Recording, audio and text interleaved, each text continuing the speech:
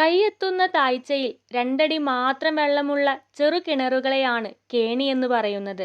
തറനിരപ്പിൽ നിന്ന് ഏകദേശം 4-5 അടി താഴെയുള്ള ഭൂഗർഭജലമാണ് ഇങ്ങനെ കേണിയിലേക്ക് ഊറിയെത്തുന്നത്. അതുകൊണ്ട് തന്നെ എത്ര വെള്ളം എടുത്താലും മിനിറ്റുകൾക്കകം അത്രയും വെള്ളം വീണ്ടും ഊറി വരും. ഇവിടേക്ക് കയറുന്നതിന് മുൻപ് ചെരുപ്പ് അഴിച്ചു വയ്ക്കണം. കാരണം ഇവിടുത്തെ ആദിവാസി സമൂഹം ഇപ്പോഴും കുടിവെള്ളത്തിനായി ഇതാണ് ആശ്രയിക്കുന്നത്. അതുകൊണ്ട് തന്നെ കേണിക്ക് ചുറ്റും ഒഴുകി വരുന്ന തെളിനീര് ചവിട്ടാതിരിക്കാൻ വേണ്ടിയാണിത്. കല്ലുകളും മരത്തടികളും ഉപയോഗിച്ച് വനത്തിനുള്ളിലെ ശുദ്ധജല ഉറവയെ സംരക്ഷിച്ചാണ് ഇവ നിർമ്മിച്ചിരിക്കുന്നത്.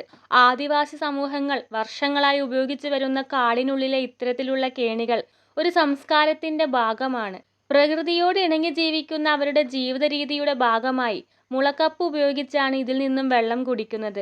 ഏത് കൊടും വേനലിലും കിണറുകൾ വറ്റിയാലും ജലം ഒരിക്കലും നിലയ്ക്കാത്ത, നൂറ്റാണ്ടുകൾക്ക് മുൻപ് നിർമ്മിച്ച, വർഷം മുഴുവൻ ശുദ്ധജലം നൽകുന്ന ഈ കേണികൾ ശരിക്കും ഒരു അക്ഷയപാത്രം തന്നെയാണ്.